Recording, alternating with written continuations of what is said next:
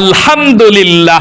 ও মহিলা মা ও বোনেরা, জিলহজ মাস তো চলে আসলো, এখনো পর্যন্ত আপনি জানলেন না জিলহজ মাসের প্রথম 10 দিন নবীজি কোন আমলগুলো সবচেয়ে বেশি করেছিলেন এবং জিলহজ মাসের প্রথম 10 দিনে কতটি নফল রোজা নবীজি রেখেছিলেন, নিয়ত কিভাবে করেছিলেন এবং একটি আরাফার রোজা যদি আপনি এই 10 দিনের মধ্যে একদিন রাখতে পারেন, আরাফার রোজাটা নবীজি বলেছেন আল্লাহ আপনাদের 2 বছরের গুনাহকে ক্ষমা করে দিবে এবং আল্লাহর কাছে এই দুনিয়ার মধ্যে যত দিন আছে সবচেয়ে শ্রেষ্ঠ দিন হলো জিলহজ মাসের প্রথম 10 দিন। এই জিলহজ মাসের প্রথম 10 দিনেই হজ হয়, কুরবানি হয়, রোজা রাখতে হয়। তাহলে অবশ্যই আপনারা এই 10টি দিন গুরুত্বপূর্ণ দিন আমল করবেন। নবীজি আমার প্রত্যেকটা মহিলা মা ও বোনদেরকে বলেছেন 10টি স্পেশাল আমল জিলহজ মাসের প্রথম 10 দিনে করার জন্যে। তাই আমার প্রত্যেকটা মহিলা মা ও বোনদেরকে আমি বলে দেব, জিলহজ মাসের প্রথম 10 দিন আপনারা অবশ্যই 10টি স্পেশাল আমল আপনারা করবেনই করবেন এবং যারা পুরুষ ভাই আছেন তারাও অবশ্যই করবেন। কিন্তু আমার মহিলা মা ও বোনেরা নফল রোজা রাখার দিক দিয়ে সবচেয়ে ফার্স্ট এবং 1 নাম্বার মহিলাদেরকে আল্লাহ সবচেয়ে বেশি ভালোবাসবে যারা এই জিলহজ মাসে নফল রোজাগুলো রাখবে ইনশাআল্লাহ। ও মহিলা মা ও বোনেরা, আপনারা তো বেশি রোজা রাখবেন বলে দেব, কিন্তু যদি বেশি রাখতে নাও পারেন, একটা নফল রোজাও যদি রাখতে পারেন আরাফার রোজা, তাহলে আল্লাহ 2 বছরের গুনাহকে ক্ষমা করে দিবে এবং আল্লাহ আপনার প্রতি খুশি হয়ে যাবে। তাহলে অবশ্যই আপনারা ভিডিওটি মনোযোগ সহকারে দেখুন এবং শুনুন। জিলহজ মাস তো চলে আসলো, প্রথম 10 দিন কোন স্পেশাল 10টি আমলের কথা নবীজি বলেছেন আপনাদেরকে বলে দেব এবং আপনারা সেভাবে আমলগুলো করবেন ইনশাআল্লাহ। প্রিয় দিনী মহিলা মা ও বোনেরা, এই জিলহজ মাসের প্রথম 10 দিন আল্লাহর কাছে সব থেকে প্রিয়।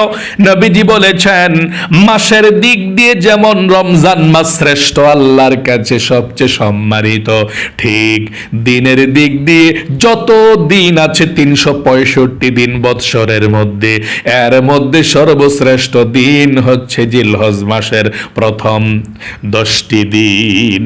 আল্লাহু আকবার। আল্লাহ রাব্বুল আলামিন পবিত্র কোরআনুল কারীমের মধ্যে জিলহজ মাসের প্রথম 10 দিনের রাত্রি সম্পর্কে কসম করে বলেছেন। আল্লাহ বলেন ওয়াল ফাজর, ফজরের কসম, ওয়ালায়ালিন আশর, এবং 10 রাত্রির কসম। তাফসিরে ইবনে কাসিরের মধ্যে তিনি লিখেছেন আল্লাহ রাব্বুল আলামিন এইখানে যে 10 রাত্রির কসম খেয়ে বলেছেন এটা অন্য কোনো 10 রাত্রি নয়, এটা জিলহজ মাসের প্রথম 10 দিনের 10 রাত্রি। আল্লাহু আকবার।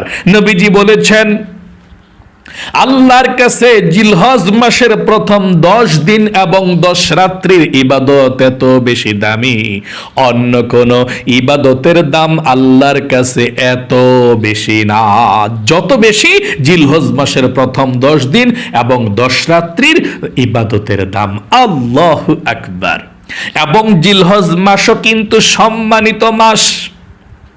আল্লাহ রাব্বুল আলামিন পবিত্র কোরআনুল কারীমের মধ্যে বড় সুন্দর করে বলেছেন। আল্লাহ বলেন ইন্না ইদ্দাতাশ শুহুরি ইনদাল্লাহি 12 শাহরান ফি কিতাবিল্লাহি ইয়াওমা খালাকাস সামাওয়াতি ওয়াল আরদা মিনহা আরবাআতুন হুরুম।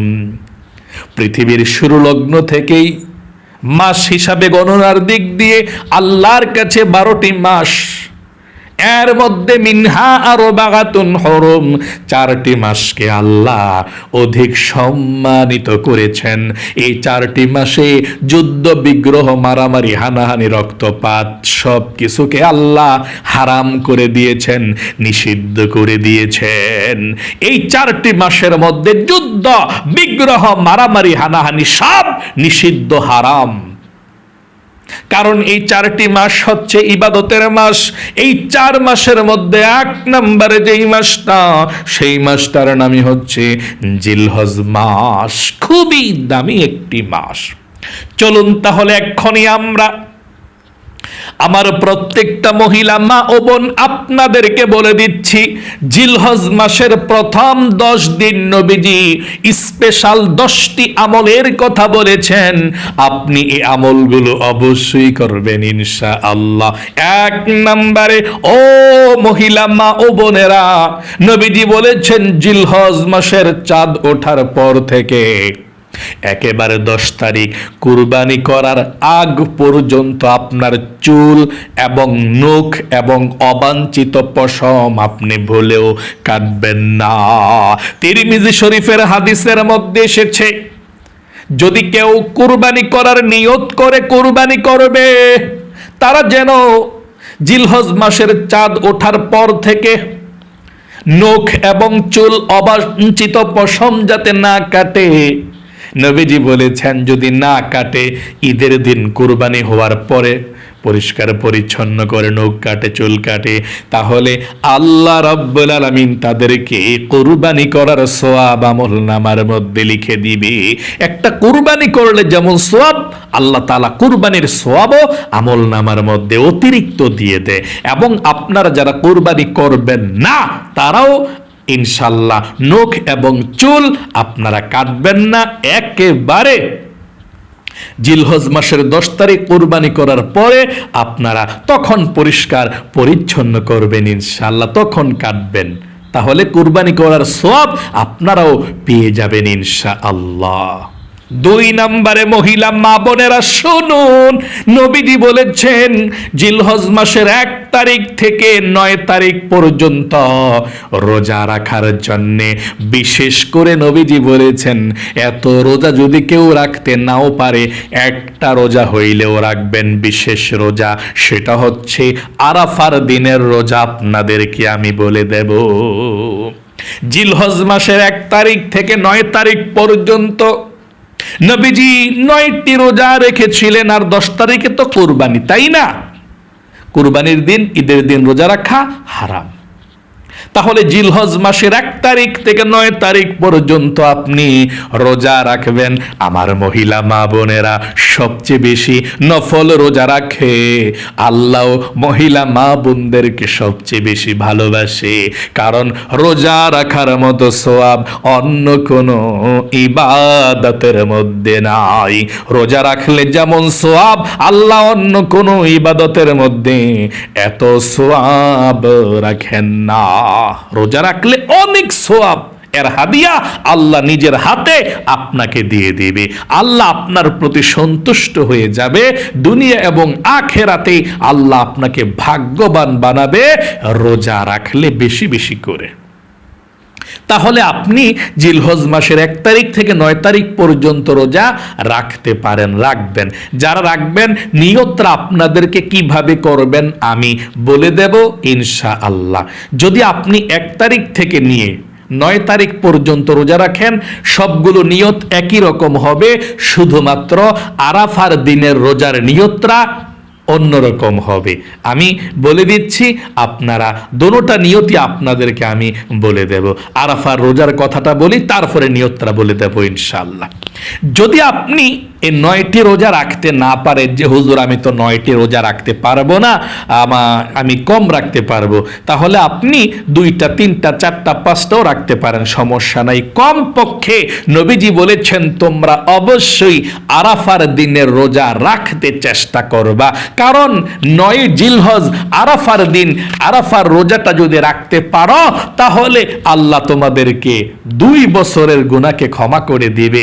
এবং এই দুনিয়ার মধ্যে যত দিন আছে, যত সময় আছে, আরাফার দিনের মতো এত শ্রেষ্ঠ, এত শক্তিশালী, আল্লাহর কাছে প্রিয় সময় দিন আর নাই।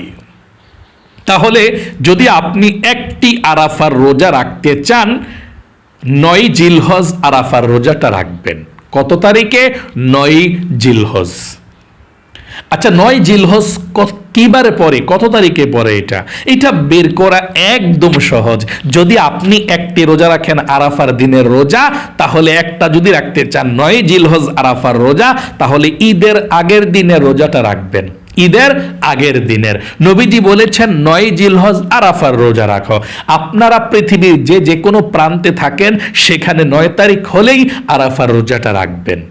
অনেকে বলে যে সৌদি আরব তো 8 তারিখে, আর মানে সৌদি আরবে 9 তারিখ, বাংলাদেশে 8 তারিখ, তখন তাহলে আমরা 9 তারিখে কেন রাখবো? সৌদি আরবের সঙ্গে মিল রেখে 8 তারিখে রাখবো না। আপনি যদি হাদিসের উপর আমল করেন, নবীজি বলেছেন আপনি যে কোনো দেশের মধ্যে থাকেন, 9 জিলহজ আরাফার রোজা রাখার কথা বলেছেন। 9 জিলহজ মানে জিলহজ মাসের 9 তারিখ আরাফার রোজা রাখার কথা বলেছে। এখন যদি আপনি সৌদি আরবের সঙ্গে মিল রেখে রাখতে চান, তাহলে আরেকটা রাখেন, কোনো সমস্যা নাই। আপনি সৌদি আরবের সঙ্গে মিল রেখে সেদিনও রাখেন, পরের দিনও রাখেন, দুটোটা রাখেন, ইনশাল্লাহ সওয়াব ডাবল হবে আপনার। তাহলে 8 জিলহজ একটা রোজা রাখবেন বাংলাদেশের, আর 9 জিলহজ আরাফার দিনের রোজা রাখবেন 9 জিলহজেরটা।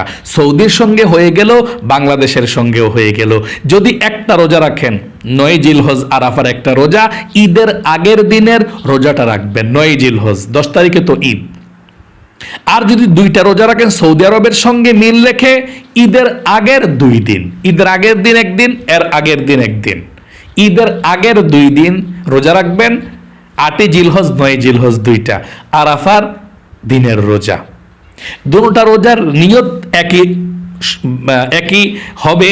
যেমন জিলহজ মাসের 1 তারিখ থেকে নিয়ে যত তারিখ রোজা রাখেন, 7টা 8টা 9টা, মানে যেমন একই নিয়ত করতে হবে, ঠিক আরাফার দিনের 2টা রোজা রাখলে একই নিয়ত করতে হবে আপনাকে। আবারও বলছি, সৌদি আরবের সঙ্গেও যদি মিল রেখে রাখতে চান, ঈদের আগের 2 দিন রাখবেন, 8 তারিখ 9 তারিখ জিলহজ মাসের, মানে ঈদের আগের 2 দিন। আর যদি একটা রোজা রাখতে চান, নবীজির হাদিস অনুযায়ী 9 জিলহজ আরাফার রোজা, 9 জিলহজ আরাফার রোজা, তাহলে আপনি ঈদের আগের দিনের একটা রোজা রাখলে চলবে ইনশাআল্লাহ। আচ্ছা, এখন নিয়তটা বলে দিচ্ছি। আপনারা যদি 1 তারিখ থেকে জিলহজ মাসের যতগুলো রোজা রাখবেন, আপনি নিয়তটা এইভাবে করবেন, আমি আগামীকালকে জিলহজ মাসের নফল রোজা রাখার নিয়ত করলাম। আবারও বলছি, আমি আগামীকালকে জিলহজ মাসের নফল রোজা রাখার নিয়ত করলাম। আবারও বলছি, আমি আগামীকালকে জিলহজ মাসের নফল রোজা রাখার নিয়ত করলাম। আর যদি আপনি আরাফার রোজাটা রাখেন, 9 জিলহজ আরাফার রোজা, অথবা সৌদি আরবের সঙ্গে মিল রেখে এর আগের দিন আরেকটা, 8 জিলহজ 9 জিলহজ, দুটোটার নিয়ত এভাবেই হবে। আমি আগামীকালকে আরাফার নফল রোজা রাখার নিয়ত করলাম। আবারও, আমি আগামীকালকে আরাফার নফল রোজা রাখার নিয়ত করলাম। আরেকটি বার বলছি, আমি আগামীকাল আরাফার নফল রোজা রাখার নিয়ত করলাম। এভাবে নিয়তরা করবেন ইনশাআল্লাহ। আশা করি রোজা রাখার নিয়তরা আপনারা শিখে ফেলেছেন। 3 নম্বরে মহিলা মা বোনেরা, নবীজি বলেছেন তোমরা জিলহজ মাসের প্রথম 10 দিন বেশি বেশি পরিমাণে আল্লাহর জিকির করো। ওযু থাকলেও জিকির করবেন, ওযু না থাকলেও জিকির করবেন, দাঁড়িয়ে দাঁড়িয়ে জিকির করবেন, বসে বসে জিকির করবেন, কাজের ফাঁকে ফাঁকে জিকির করবেন, হাঁটতে হাঁটতে জিকির করবেন, গাড়িতে বসে বসে জিকির করবেন, এবং কাজের ফাঁকে ফাঁকে এবং শুয়ে শুয়ে আল্লাহ রাব্বুল আলামিনের জিকির এই জিলহজ মাসের প্রথম 10 দিন বেশি বেশি পরিমাণে করবেন। আল্লাহ রাব্বুল আলামিন তো বলেছেন, ইয়া আইয়ুহাল্লাযীনা আমানু যিকুরুল্লাহা যিকরান কাসীরা, ও ঈমানদারেরা, বিশ্বাসীরা, তোমরা বেশি পরিমাণে আল্লাহর জিকির করো। তারপরেও আল্লাহ আরো বলেছেন, ওয়া যিকুরুল্লাহা ফি আইয়ামিম মা'দুদাত, আল্লাহ বলেছেন তোমরা নির্দিষ্ট সময়ের মধ্যে, দিন সমূহে বেশি পরিমাণে আল্লাহ রাব্বুল আলামিনের জিকির করো। নির্দিষ্ট সময় এবং দিন এলে তোমরা আরো বেশি পরিমাণে আল্লাহর জিকির করো। আচ্ছা, জিকিরের মধ্যে কোন জিকিরটা আপনারা করলে সবচেয়ে ভালো হবে শুনুন। পৃথিবীর মধ্যে সব থেকে শ্রেষ্ঠ জিকির আছে, এই জিকিরগুলো করবেন ইনশাআল্লাহ। এক নম্বরে সুবহানাল্লাহ সুবহানাল্লাহ এভাবে করবেন, 100 বার করলেন বসে বসে। 2 নম্বরে আলহামদুলিল্লাহ আলহামদুলিল্লাহ আলহামদুলিল্লাহ জিকির করবেন। 3 নম্বরে আল্লাহু আকবার জিকির করবেন। 4 নম্বরে লা ইলাহা ইল্লাল্লাহ জিকির করবেন। 5 নম্বরে আস্তাগফিরুল্লাহ জিকির করবেন। 6 নম্বরে দরুদ শরীফ পাঠ করবেন এভাবে, সাল্লাল্লাহু আলাইহি ওয়াসাল্লাম এভাবে দরুদ শরীফ পড়বেন। 7 নম্বরে লা হাওলা ওয়ালা কুওয়াতা ইল্লা বিল্লাহ পড়বেন। এই জিকিরগুলো পৃথিবীর মধ্যে সব থেকে শ্রেষ্ঠ। আরো জিকির যদি পারেন অবশ্যই আরো জিকির সহকারে আপনি 10 দিন বেশি বেশি পরিমাণে জিকির করবেন। 4 নম্বরে বেশি পরিমাণে তাকবীর পাঠ করা, বেশি পরিমাণে আল্লাহু আকবার আল্লাহু আকবার আল্লাহু আকবার আল্লাহু আকবার আল্লাহু আকবার এভাবে বেশি পরিমাণে আপনি আল্লাহ রাব্বুল আলামিনের তাকবীর পাঠ করবেন। আল্লাহু আকবার আল্লাহু আকবার আল্লাহু আকবার বেশি পরিমাণে পাঠ করবেন। এবং 9 জিলহজ ফজর থেকে 13 জিলহজ আসর পর্যন্ত প্রত্যেক ফরজ নামাজের পরে আপনারা নারী পুরুষ সকলে একবার তাকবীরে তাশরিক দেওয়া ওয়াজিব আপনারা দিবেন। পুরুষরা জোরে পড়বেন, জোরে দিবেন, আর মহিলারা আস্তে দিবেন। তাকবীরে তাশরিক 9 জিলহজ ফজরের পর থেকে 13 জিলহজ আসর পর্যন্ত। 9 জিলহজ কোন দিন পরে? ঈদের আগের দিন ফজরের পর থেকে, যেটা আরাফার দিন থেকে হয়ে যায়। 9 জিলহজ ফজরের পর থেকে 13 জিলহজ আসর পর্যন্ত আপনি প্রত্যেক ফরজ নামাজের পরে সালামটা ফিরানোর পর একবার তাকবীরে তাশরিক দিবেন। এটা ওয়াজিব, না দিলে গুনাহ হবে।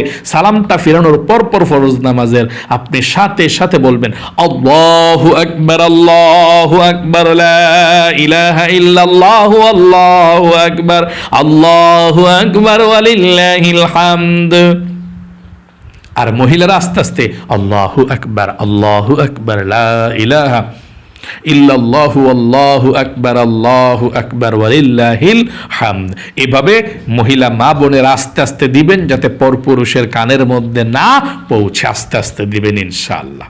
তাহলে বেশি পরিমাণে কি পাঠ করবেন? আল্লাহু আকবার তাসবির মধ্যে। আর তাকবীরে তাশরিক কোন দিন থেকে দিবেন? ঈদের আগের দিন ফজরের পর থেকে, 9 জিলহজ ফজরের পর থেকে 13 জিলহজ আসর পর্যন্ত আপনারা অবশ্যই তাকবীরে তাশরিক দিবেন ইনশাআল্লাহ। 5 নম্বরে যথাসম্ভব সাদকা করা, যথাসম্ভব সাদকা আপনারা করবেন ইনশাআল্লাহ। সাদকা কি? এটা আপনি দান সাদকা করলেন, গরিব অসহায়দেরকে দিলেন। এই 10 দিন একটু বেশি চেষ্টা করবেন দেওয়ার জন্য। আপনার যতটুকু তৌফিকে আছে ততটুকুই তো দিবেন। অন্যান্য সময় যেমন দান করতেন তার চেয়ে বেশি একটু দান করতে চেষ্টা করবেন এই জিলহজ মাসের প্রথম 10 দিন। দান করলে, সাদকা করলে আল্লাহ বিপদ আপদগুলো কেটে দেয়, বালা মুসিবতগুলো কেটে দেয়। দান করলে আল্লাহর গোসা কমে যায় আপনার প্রতি। আপনি কত গুনাহ করছেন, আল্লাহ আপনাকে ধ্বংস করছে না। আপনি দান করলে আল্লাহ তাআলার গোসাটা কমে যাবে, আল্লাহ রহমত নাজিল করবে, বিপদ আপদগুলো দূর করবে। 7 নম্বরে আপনি বেশি বেশি করে নফল ইবাদত করবেন এই জিলহজ মাসের প্রথম 10 দিন।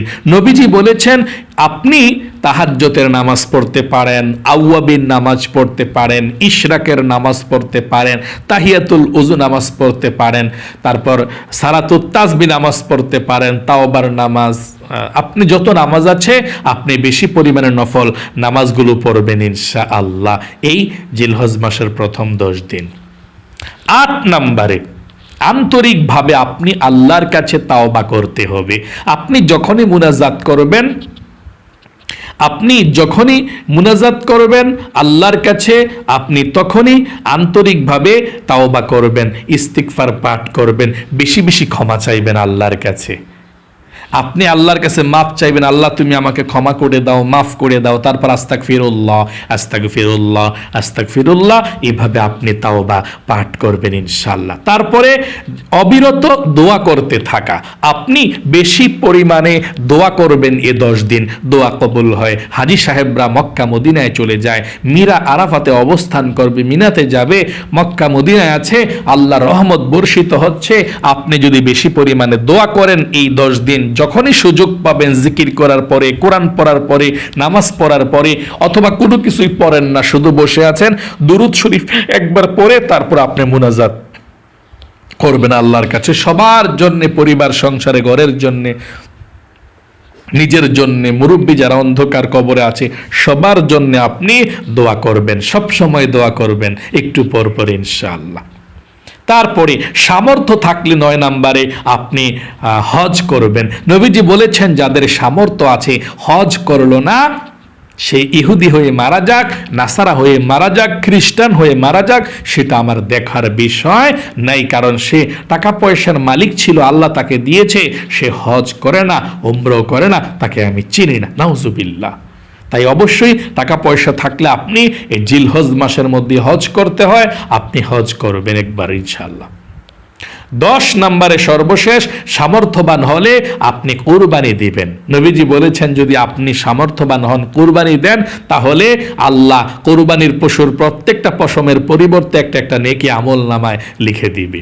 তাহলে আপনি অবশ্যই কুরবানি দিতে চেষ্টা করবেন। নেশাব পরিমাণ মালের মালিক হলে কুরবানি দিতে হয়। নেশাব পরিমাণ মালের মালিক কত? বর্তমানে 3 লক্ষ টাকা যদি আপনার কাছে খাবার দাবার খাইয়া থাকে, 3 লাখ টাকা, অথবা ব্যাংকে আছে, এফডিআর আছে, সমিতিতে আছে, কিস্তিতে আছে, 3 লাখ টাকা যদি আপনার থাকে, আপনি কোরবানি দিতে হবে। আশা করি একদম সহজে আমার প্রত্যেকটা মহিলা মা ও বোনেরা আজকের এই আলোচনাটা শুনতে পেরেছেন, বুঝতে পেরেছেন। আল্লাহ আপনাদেরকে ভালো রাখুক, আপনাদের জীবনকে সুন্দর করুক, বিপদ আপদগুলো আল্লাহ দূর করে দিক। আপনাদেরকে আল্লাহ জীবনে একবার হইলেও মক্কা মদিনায় গিয়ে হজ করার তৌফিক দান করে দিক। সকলে কমেন্ট বক্সের মধ্যে লিখবেন আমিন এবং ভিডিওতে একটি লাইক দিবেন। যারা কমেন্ট বক্সের মধ্যে আমিন লিখেছেন, ভিডিওতে একটি লাইক দিয়েছেন, ও আল্লাহ তাদেরকে তুমি ভালো রাখো, সুস্থ রাখো, জীবনে একবার হইলেও মক্কা মদিনায় গিয়ে হজ করার তৌফিক দান করে দিও, আমিন। আজ এ পর্যন্তই, আবারও অন্য কোনো ভিডিওতে দেখা হবে ইনশাআল্লাহ। সেই পর্যন্ত আপনাদের সকলের সুস্বাস্থ্য আল্লাহর কাছে কামনা করে আজ এখানে বিদায় নিচ্ছি। আসসালামু আলাইকুম ওয়া রাহমাতুল্লাহি ওয়া বারাকাতুহু।